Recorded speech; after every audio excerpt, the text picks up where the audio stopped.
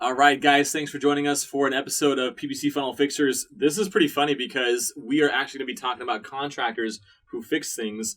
We're going to help you guys on the digital side. Missy is actually our content manager right now. She used to be an account manager as well, working with service-based businesses. Awesome. So let's go through a few of the different examples that we have today. And we're going to start with roofing installation. And what they're basically doing on the ad side and also on the landing page side. So again, focus here is on the search term, and then the Peterson Dean is an example we're going to look at. We're also going to be looking at GreenSky, which you see here is this ad right in front of us. This is more home remodeling as well. So Missy, like what for the first one, like what stands out to you in regards to the search term and the ad? Yeah, well, I mean, if you take a look at the keyword, right, new roof install and the actual ad, you can tell that the headlines don't really follow the SCAG format, which is something that we really condone here at KB. Yeah. I mean, they have their little logo and new roofs, it's really cute, but as far as it's staying relevant to the search term, I mean, it doesn't really follow that. Right. So you always want to keep things like really one-to-one in order to, help your quality score and just be, I think one of the things that Peterson Dean is unfortunately trying to do is that they're leaning on their brand equity and think that a lot of people know that Roofs for America is something that like they've heard somewhere else. But the search is very generic, right? Mm-hmm. So don't get too romantic about yourself. See if actually using like the SCAG, the single keyword ad group, where you have one keyword in the ad group, you can make the ad super specific to that. It is going to be something that helps the quality scores, increases the CTRs. And by that, it lowers the CPC and obviously lowers the cost per lead. Yeah. Let's actually jump to their landing page first. I know we had that on first, but if we look at the first impression that we see here, what are your immediate thoughts? Well, I mean, my first thing my eyes go straight towards is going to be the form. Mm-hmm. And I don't know if, hopefully everyone here knows about the breadcrumb technique. They don't. Tell us about it, because something about the breadcrumb technique is it's a multi-form landing pages where you go through and you ask very low aggressive questions, very easy questions to answer in order to get to the eventual conversion that you want to happen. Right. So in this case, you see that there's a form that already asks for some really personal information. Right. So you have on the first impression too. Yeah. So people know that like no matter what, they're going to fill this out. The salesperson's going to call me. Yeah. They're not going to be likely and to then do that. Think of it like this too. If you have someone brand new come into your house and you open the door and then you greet them with like a big sloppy kiss to the cheek, you might be a little bit like apprehensive to continue it. Like for sure. Right. For sure. So it's the same goes for this. Like if you go and this is the first impression and you're kind of hit with an initial give me all your info, it's going to kind of turn people off. Yeah. So, we kind of want to coax them into leaving the important information more towards the end with the questions that are be a lot less aggressive. So example would be like on top of that, I was even noticing this too, the project type, they have this drop down where, they know already the URL and they know why the person's here. So I wouldn't ask and be redundant about this because they already know that. Mm-hmm. But to your point, a lot of times when a salesperson is talking to a lead that comes through, that salesperson's asking some qualifying questions to figure out, are they a good fit? Are they just, tire kickers? Are they not going to be that valuable?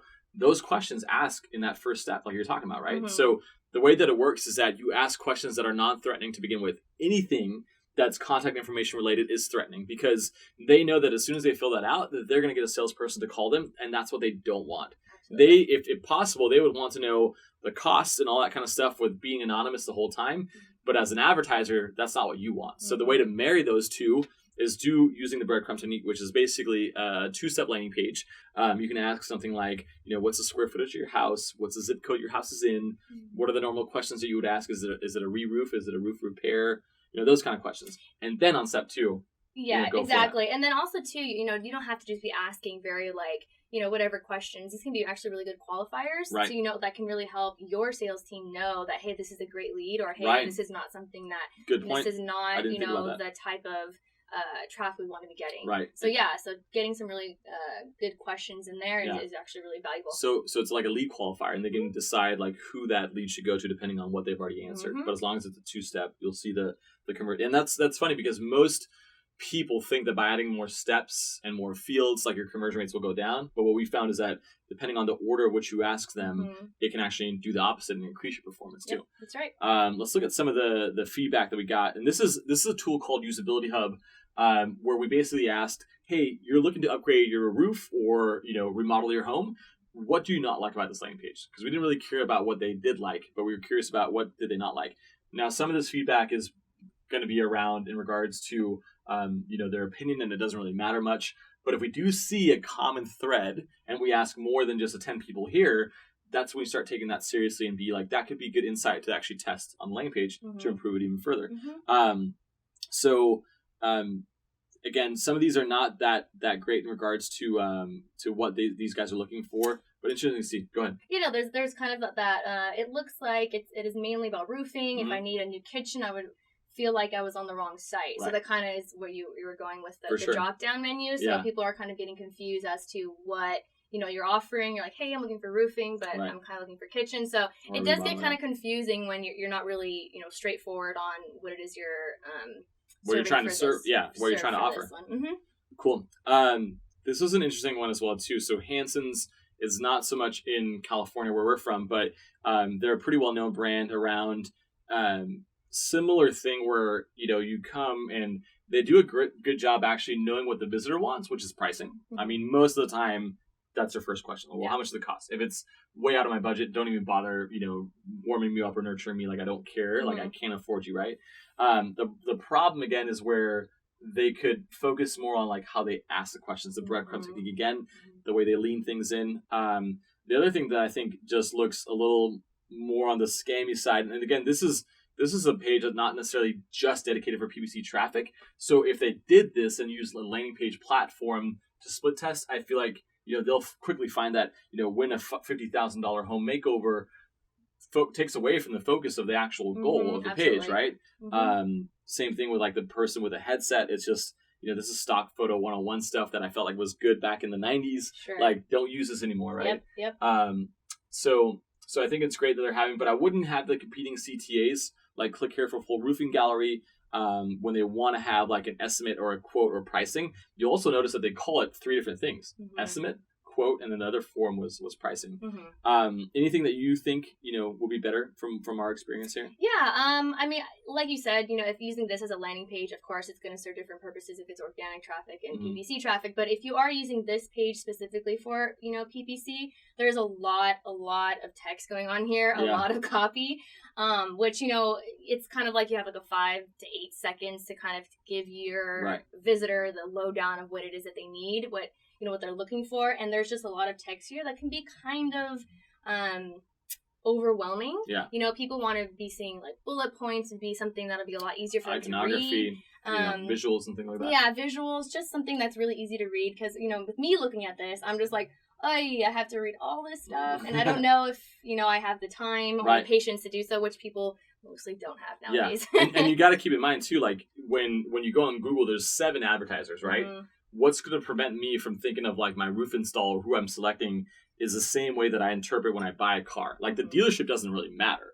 Like, as long as the roof is quality, which I'm assuming that everybody who offers roofing does, then I'm going to get a quote from every single one of you. So don't bother me. Don't bog me down. Get me in.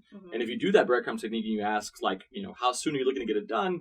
Whatever questions you normally would ask, you're taking that person off the market faster that way too. So they're not going to be comparison shopping as much either. So cool. Let's look at some of the feedback that we got too. So this was an interesting, very, very deep feedback. Few things for me that are missing from the landing page that gives me a negative vibe. No location finder type tool on this page for me to see if they can actually service me. I don't see any type of reviews or testimonials. There actually are, but this goes into your point of like, the way that they're actually showcasing it, and it wasn't obvious, right? There's a whole lot of imagery on this page. Again, interestingly enough, they have a link to the gallery, but I don't know if that person even saw that. So it's also a way that you structure it and show it up. There's no tool. This is important. Like, I see the get our price form, but it doesn't have to do with anything of the actual project I'd be looking at.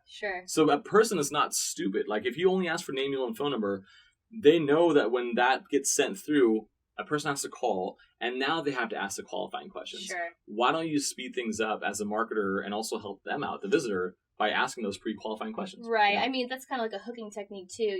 If you go ahead and ask these questions, it kind of looks like a little customized package for them to feel like, hey, this is, really customizable to what I want. And then it's just going to, have that connection between you and this person that this page is really missing right now. For sure.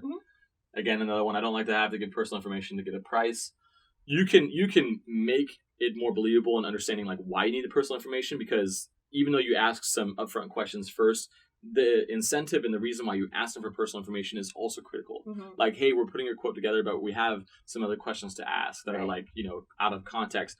Who can we get in touch with? And now the person knows like, okay, I've gone this far and I don't want to stop, like not finish what I already started. Right. So they're more likely to actually be okay with that. So cool. The next one is GreenSky. We talked about this one before. We really like the design. It's modern. Kind of the same problem though, where we know that it actually is about the home improvement side, but we also have seen that when we do something around roofing, it drops us on the same page. And it actually, this is pre-selected because we clicked on it, but normally they would all be white.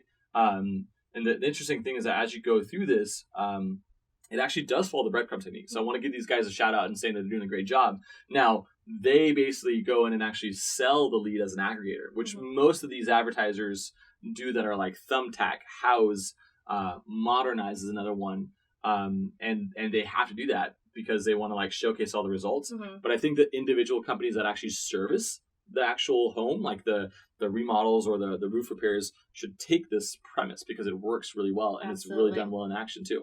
Anything that stood out to you in this one? Yeah, well, I like the design a lot, so good shout out for that. It's super cute. I like all the icons. I would say I think the headline is something that's a little iffy for me. I mean, it's very, you have like they put this GreenSky Pro, which, I'm not sure what that's supposed to mean as somebody who's just kind of researching things. I'm like, that means that they're, professional, or are they doing the work, or is somebody else doing the work? Exactly, right. And then, if I wanted to see some type of value in there, find the best GreenSky Pro for your next home improvement project, it's like, that's what we know is going to happen anyways. Can you give me more than just kind of saying like, hey, find what's best? It could be like something about like, again, the frequently asked questions, learn how much it's going to cost, get an idea of how long it takes to complete, because another question is once cost is taken care of and I'm okay with that, my next question is, well, how long does it take? Exactly. What do you need access wise to my house? Do I have to be there? Do I have to be there? All those kind of things. Exactly. Yeah. Let's look at some of the feedback that they gave.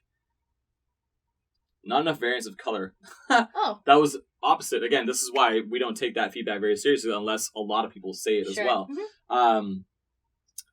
And I can find a professional near me based on what home improvements I need or want. I can't tell what services they offer at first. Things like that. Too much fine print.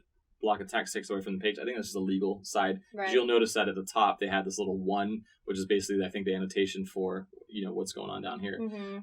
So all in all, I think there's a lot of things that from a value perspective these advertisers could use. If you guys were not one of the examples that we have here and you're curious for us to actually take a look at your ads and your landing page, let us know. We'd be happy to. But if not, hope you got some value. Thank you. Awesome.